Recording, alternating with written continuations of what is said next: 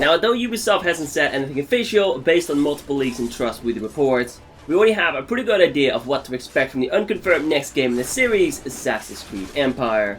Now, of course, after seeing small snippets of World War I and World War II in both Assassin's Creed Unity and Syndicate, a lot of us expected the next game would be set in the 20th century, especially considering that with every new game, they basically got closer and closer to modern times. However, frankly, we couldn't have been more wrong, because apparently, we're going to ancient Egypt. His real name is Major Andre, and he's with the British. He carries this letter on behalf of Major General Benedict Arnold. Arnold is our commanding officer. Bind Andre's hands immediately and bring him to Commander Washington. I will see to Arnold. This is because Ubisoft want a setting with very little historical documentation in order to give them more freedom coming up with a story. In fact, this is before the Assassins and the Templars even existed, pretty much making it a prequel to all other Assassin's Creed games. Now, I know straying away from what forms the backbone of the entire franchise, the conflict between the Templars and the Assassins, might seem like a bad idea. However, this makes room for a lot of welcome change, and apparently, this installment will have much more story than previous titles due to the historical freedom. Anyway, of course, I'm sure we all know, Assassin's Creed has been an annual series since 2009. However, that changed with the release of Assassin's Creed Syndicate in 2015. Even though the game was a hit with critics, its sales were definitely below expectations, probably part of the poor reaction of Assassin's Creed Unity back in 2014. Then again, that game was full of glitches and bugs when it first released, honestly. It was a pain in the ass to play. Plus, a big thing that a lot of people thought was a problem, 30 FPS instead of 60 FPS. And of course, this all led to the development team announcing in February 2016 that there will not be a new Assassin's Creed game in 2016, and that they would be using the extra development time to evolve the game mechanics and to make sure they're delivering on the promise of Assassin's Creed offering unique and memorable gameplay experience that make history everyone's playground. Anyway, you will allegedly play as an ex-slave, a quote-unquote nobody who doesn't talk much, which point to a game with a similar vibe as The Witcher 3. Now, personally, I never actually played this game, but according to multiple leaks, the combat and the progression system in Empire will be similar to it. Now, apparently, this is a good thing. Of course, you can agree with this or disagree with this. Personally, I don't know, so let me know in the comments down below what this actually means.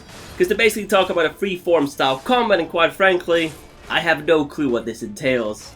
Now, of course, considering they're taking an extra year or two to develop this game, expect this one to be the least recycled Assassin's Creed game since the very first one.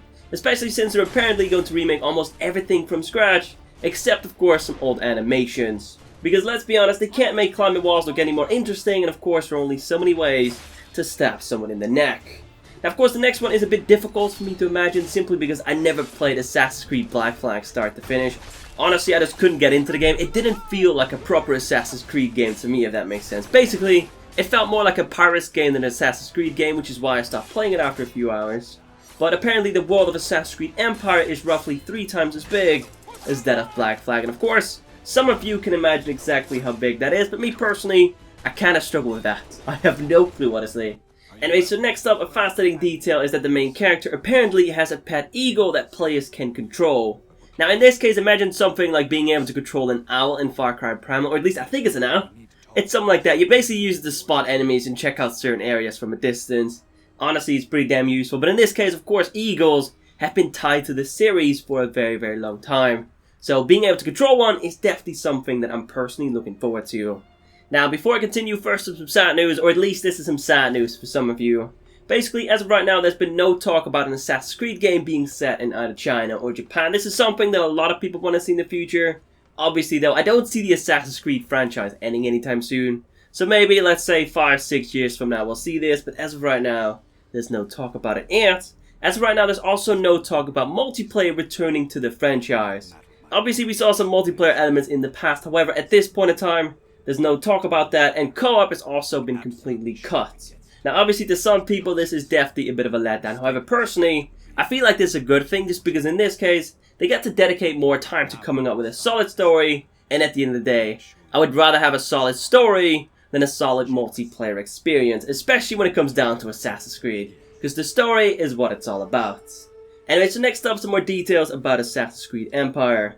Now, first things first, we'll be able to travel around the map using both boats and horses. However, even though naval combat was a big thing back in Black Flag, and even though I personally think the naval combat system was pretty on point and pretty fleshed out, unfortunately it won't be returning in this one. In this case, boats are merely a means for exploration, and nothing more. Now, a couple of weeks ago, I actually read an article saying that this game mainly features little villages instead of big cities, which, to be fair, right, makes absolutely no sense to me, especially considering they usually put quite a bit of emphasis on exploration, especially when it comes down to finding rare items and rare pieces of gear. So basically, what I'm hoping is there was simply no big cities in the game at the time it was leaked. Of course, back then the game was far from being finished, so maybe by now, they've added some large cities for us to explore, because to be fair, I would definitely like to see that. Anyway, now of course, as expected with the setting being in Egypt, there will be large deserts for us to explore as well. Now, whilst exploring these deserts, your character can actually suffer from seeing mirages, meaning the environment has an effect on you, the player. Now, for as far as I know, mirages only occur due to dehydration and of course being in the sun for too long. So obviously this is something they have to put quite a bit of time into, but obviously this could be a very interesting feature.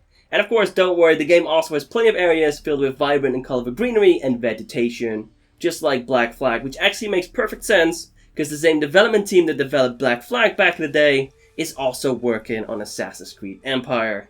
Anyway, for as far as I know, these are all the details that we know of so far. If there are any more, then definitely be sure to let me know. But apart from that, if you enjoyed this video, some support, a like rating would be very much appreciated. Of course, if not, that's cool.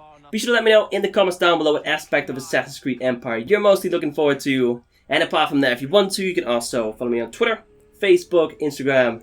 You can find all those things down below in the description. And for those who don't care about Snapchat, my Snapchat is bio tier. Then again, I rarely post anything on there, but hey ho, you can add me if you want to. And then finally, in fact, as always, thank you all so much for watching. Thank you for the continued support.